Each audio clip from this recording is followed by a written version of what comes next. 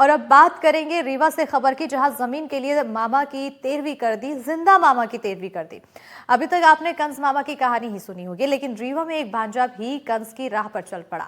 दरअसल रीवा जिले के मजगवा गांव में दो भाई कमाने के लिए राजस्थान चले गए। अपनी प्रॉपर्टी अपनी बहन को देखभाल के लिए दे गए। फिर दोनों भाई 14 साल तक घर नहीं लौटे। इस दौरान भांजे ने दोनों को मरा हुआ घोषित करने के बाद दोनों की तेरहवीं भी कर दी। लोगों को खाना खिलाया। उसके बाद कागज में भांजे ने सरपंच की मदद से अपने दोनों मामा को मृत घोषित किया। परिवार का फर्जी सिजरा तैयार किया और मामा की जमीन को बेच डाला। अब मामा सरकारी दफ्तरों के चक्कर लगा रहे हैं, खुद के जिंदा होने का सबूत दे रहे हैं। सरकारी दफ्तरों से निराश होकर जब दोनों भाइयों ने आत्मदाह की धमकी दी, तो अब प्रशासन जल्द सुनवाई की बात कह रहा है। मैं राजस्थान कमाने खाने गया, मेरा भांजा मेरे को मृतक बना दिया कागज में। फिर क्या हुआ? फिर उसके बाद सचरा बनवा लिया। सचरा कौन बनाया?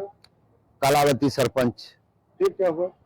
फिर उसके बाद तेरे इधर की कर दिया, मेरी जमीन वो अपने नाम करा लिया मेरा भांजा।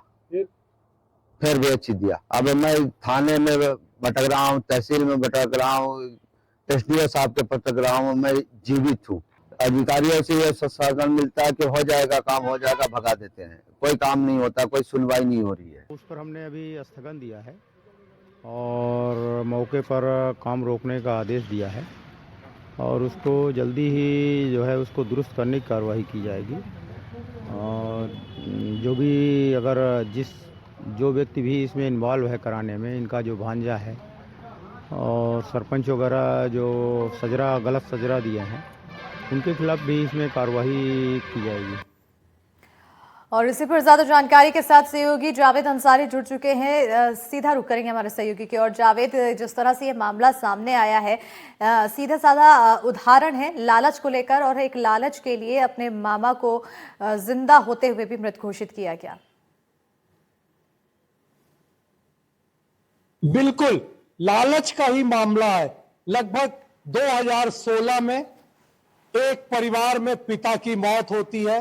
दो भाई कमाने के लिए राजस्थान चले जाते हैं। अपनी प्रॉपर्टी की देखभाल के लिए अपनी सगी बहन को देकर जाते हैं। बदलते वक्त के साथ 14 साल तक वो लोग नहीं आते, तब भांजा दोनों की 13वीं कर देता। सोचिए आप, 13वीं कर देता, गांव के लोगों को और आसपास के लोगों को खाना खिलाता और उसके बाद पूरी प्रॉपर्टी अपने नाम कराकर बेच भी देता है। जब ये दोनों भाई वापस आते हैं तो उनको पता चलता है कि हमारी प्रॉपर्टी तो बिक गई।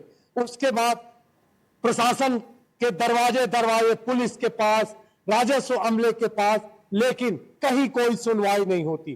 थक हार कर जब वो ये कहते हैं अगर एक हफ्ते में कार्रवाई नहीं हुई तो हम यहीं पर पेट्रोल छिड़ककर आत्मदाह कर लेंगे।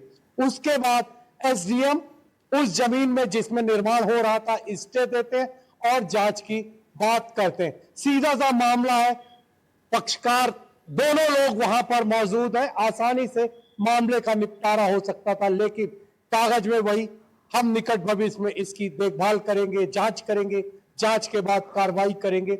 लेकिन एक काफी चौंकाने वाला मामला है। भाई बहन, अब विश्वास किस पर किया जाए, ये भी एक बड़ा सवाल है। किस तरीके से भांजे ने मामा की ही प्रॉपर्टी ले ली और उसको बेच लिया। अब वो साफ तौर से नकार रहा कि हमने ऐसा नहीं किया है। जी स्मृति जी, बिल्कुल अपनी बातों से नकारता हुआ दिखाई दे रहा है। लेकिन जावेद, कहीं ना कहीं सवाल कई तरह के बन रहे हैं इस पूरे मामले के सामने आने के बाद। बहरहाल बहुत शुक्रिया जावेद तमाम जानकारी देने के लिए।